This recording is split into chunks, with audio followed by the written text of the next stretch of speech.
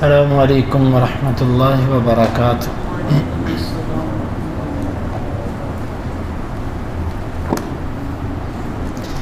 سورۃ البقرہ آیت نمبر 234۔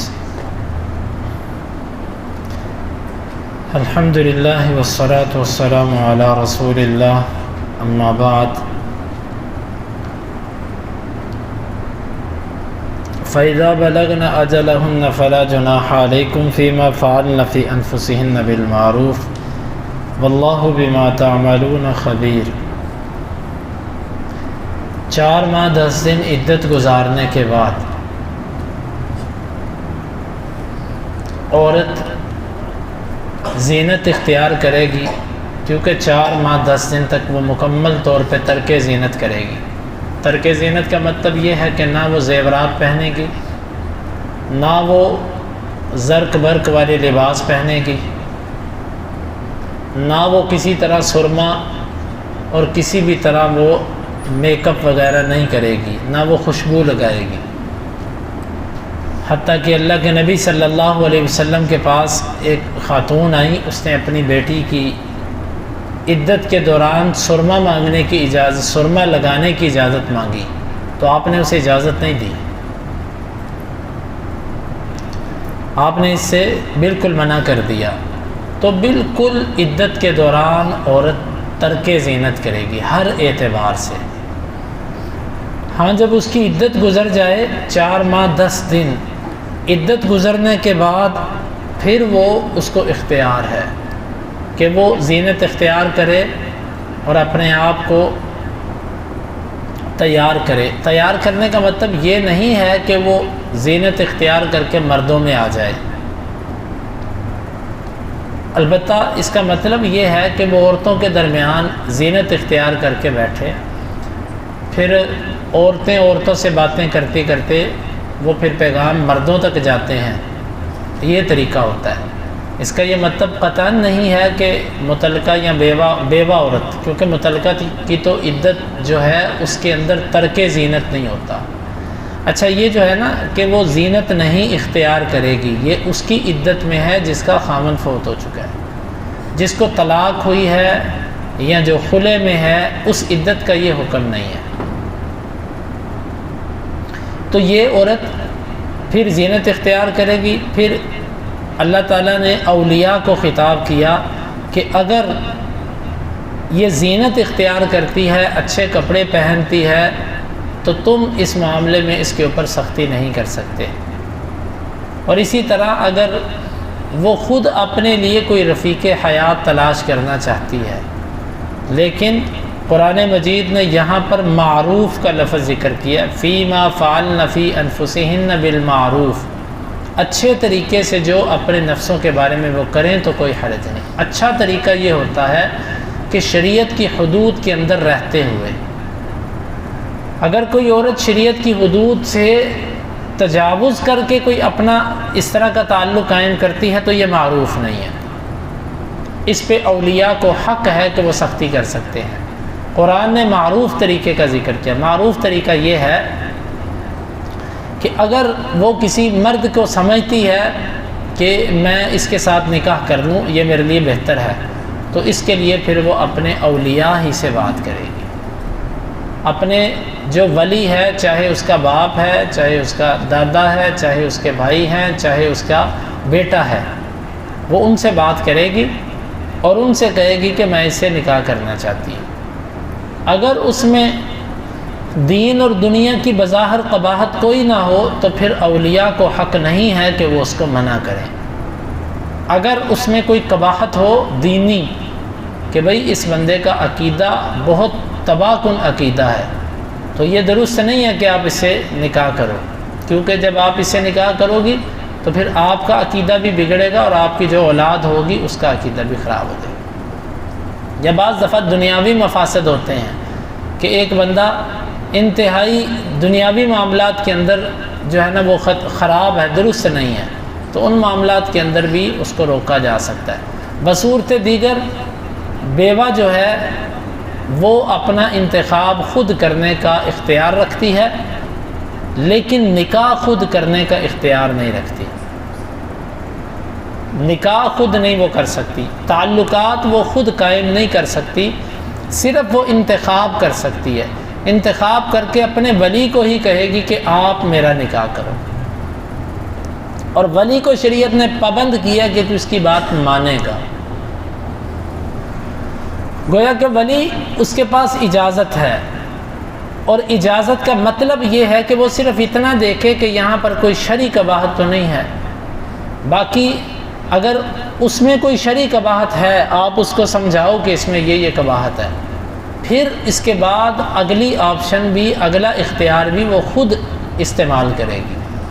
آپ اس کو کسی بھی صورت میں زبردستی کا بندہ اس کے اوپر ٹھونس نہیں سکتے کہ اس کے ساتھ تم نکاح کرو۔ یہ تو کنواری کے ساتھ بھی ایسی زبردستی نہیں ہونی چاہیے، لیکن بیوہ کے ساتھ تو خاص طور پر یہ مسئلہ ہے کہ اس کے ساتھ تم ایسا نہیں کر سکتے۔ اور قرآن مجید کے یہ الفاظ ہیں کہ فلا جناح علیکم فیما فعلن فی انفسہن بالمعروف، جو وہ اچھے طریقے سے کرے اپنے نفسوں کے بارے میں، اس پر تم پر کوئی گناہ نہیں ہے۔ اس کا مطلب ہے بیوہ کے علاوہ اگر کوئی اور لڑکی ایسا کرتی ہے تو اس کے اولیاء پر گناہ ہے، کیونکہ بیوہ کے بارے میں قرآن نے فرمایا اگر وہ خود اپنے نفس کے بارے میں کچھ ایسا کرے تو اولیاء تم پر کوئی گناہ نہیں ہے، لیکن اگر بیوہ کے علاوہ کنواری لڑکی ایسا کرے تو پھر گناہ ہے، صاف مطلب ہے۔ تو اس کا مطلب ہے کہ اگر والدین اپنی ان بچیوں کو جن کی شادی نہیں ہوئی ان کی تربیت پر توجہ نہیں دیتے، اس بچی کے آنے جانے اور ان معاملات پر اور اس کے پردے پر اور اس کے موبائل کے استعمال پر، ان چیزوں پر اگر وہ توجہ نہیں دیتے تو اس میں وہ پورے جرم کے شریک ہیں۔ اس میں سارا گناہ اولیاء پر ہے۔ اگر ان کی بیٹی اس حد تک پہنچ جاتی ہے کہ وہ خود اپنی زبان سے کہتی ہے کہ میرا فلاں سے نکاح کریں، تو اس میں ذمہ دار اس کے اولیاء ہیں۔ انہوں نے اپنی بیٹی کو اتنا آزاد کیوں چھوڑا کہ وہ اپنے لیے خود کوئی ساتھی چننے لگے؟ اس کی 2 سے 3 وجوہات ہوتی ہیں۔ ایک عمر کا زیادہ ہونا، جب لڑکی عموماً 20 سال سے متجاوز ہو جاتی ہے تو وہ پھر ان چیزوں کی طرف اس کا ذہن جاتا ہے۔ صحیح یہی ہے کہ 16، 17، 18 اس سے اوپر لڑکی کی عمر نہیں ہونی چاہیے نکاح کے وقت۔ یہ پرامن اور بالکل خیر و عافیت والا طریقہ ہے کہ آپ اس عمر کے اندر اپنی بیٹیوں کی شادی کریں۔ اور دوسری صورت یہ ہوتی ہے کہ آپ اس کو دنیا کی تعلیم اور کالجوں، اسکولوں، یونیورسٹیوں کے اندر ایسا داخل کرتے ہیں، اس کے اندر وہ ایسی، اس کیچڑ کے اندر اور اس دلدل کے اندر ایسی وہ گرتی ہے کہ وہ اندر دھنستی چلی جاتی ہے۔ پھر اگر آپ کے گھر کا ماحول اچھا بھی ہے تو دائیں بائیں کی لڑکیاں اس کو جو قصے اور کہانیاں سنائیں گی، اس کا اثر آپ کی بیٹی پر بھی آئے گا۔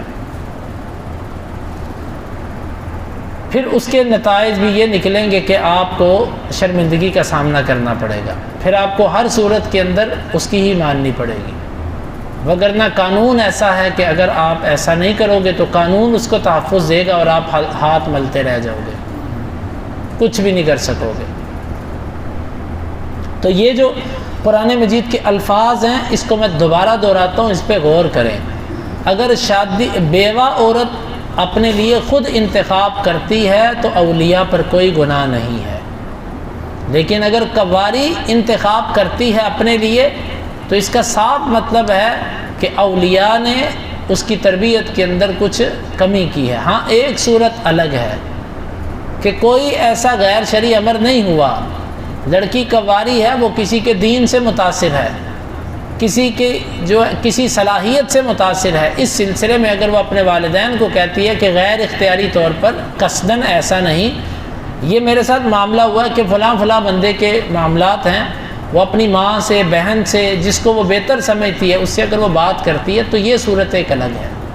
ہمارے معاشرے میں ایسا نہیں ہے، ہمارے معاشرے کے اندر تو جبراً پھر سب کچھ ہوتا ہے۔ تو میرے بھائیوں، یہ آیت مبارکہ ہمارے لیے بڑا اہم سبق ہے۔ ابھی ہم جن چیزوں کو عیب نہیں سمجھتے، یہ ہماری دین کی کمزوری ہے کہ وہ عیب نہیں رہے، وگرنہ وہ چیزیں تو سخت عیب شمار ہوتی تھی۔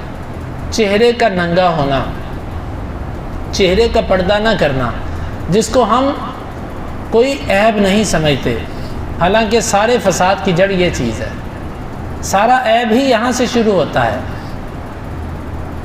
اور تاریخ اگر آپ پڑھتے ہیں تو تاریخ کے اندر بھی ایسے مقامات آتے ہیں کہ جہاں کہیں عورت کا ذکر آئے گا نا، تو اگر کسی عورت کی کوئی ایسی بات ہوگی تو اس کے بارے میں وہ لکھے گا کہ یہ ننگے منہ کے ساتھ آئی تھی۔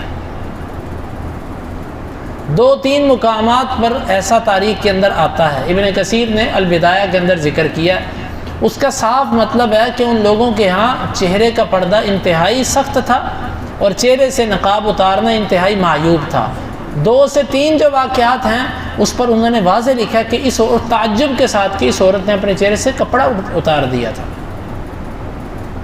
تو اس لیے ہمیں چاہیے کہ اپنی بیٹیوں کی تربیت اور اس معاملے کے اندر خاص طور پر توجہ دیں۔ اللہ تعالیٰ نے اس معاملے پہ بڑی پوچھ کرنی ہے۔ ویسے تو اولاد آپ کی ذمہ داری ہے، آپ سے اللہ نے پوچھنا ہی پوچھنا ہے اس کے بارے میں۔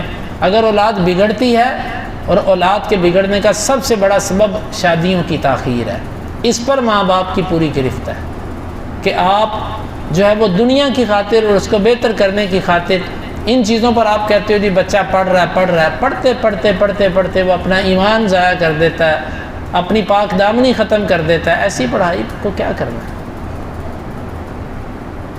کیا فائدہ ایسی پڑھائی کا؟